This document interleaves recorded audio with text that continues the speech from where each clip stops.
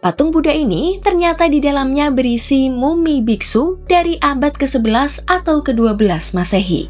Kok bisa?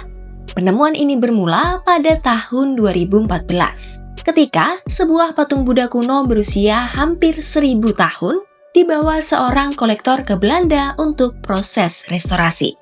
Namun, para ahli malah menemukan sesuatu yang benar-benar di luar dugaan. Di balik lapisan cat emasnya, di dalam patung Buddha itu ternyata tersimpan mumi seorang biksu yang duduk dalam posisi lotus, atau posisi saling berhadapan dengan kaki dan lengan melilit. Patung itu kemudian dibawa ke pusat medis Mender di Amersfoort, Belanda, dan diperiksa menggunakan CT scan serta endoskopi. Para dokter bahkan memperlakukannya layaknya pasien hidup dan menyebutnya sebagai pasien tertua yang pernah mereka tangani. Hasil pemindaian pun mengungkap fakta mengejutkan. Organ-organ dalam mumi telah diangkat dan digantikan gulungan kertas bertuliskan aksara Cina kuno yang sengaja dimasukkan ke dalam rongga dada dan perutnya.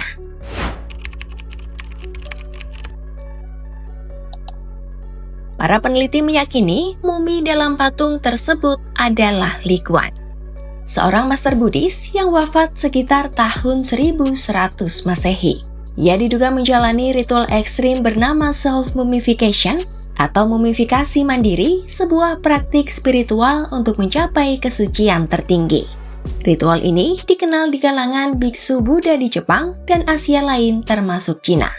Biksu yang melakukan praktik ini akan menjalani diet sangat ketat selama lebih dari 1 dekade. Ia meninggalkan makanan pokok seperti nasi dan gandum dan hanya mengonsumsi kacang-kacangan, buah beri, kulit pohon, dan jarum pinus. Bahkan jumlahnya terus dikurangi untuk menghilangkan lemak dan cairan tubuh agar jasad tidak membusuk.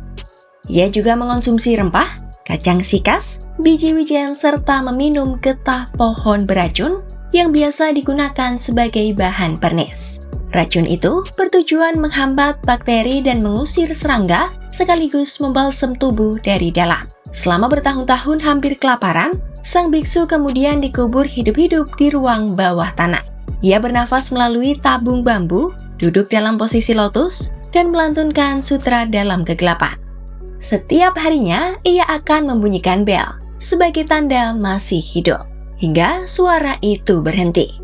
Sayangnya, asal-usul perpindahan patung dari Cina ke pasar seni Belanda tidak terdokumentasi dengan jelas. Patung tersebut kemudian dipamerkan di Trans Museum sebagai bagian dari pameran mumi internasional. Museum menyebut Li Kuan sebagai satu-satunya mumi biksu yang ditemukan berada di dalam patung Buddha.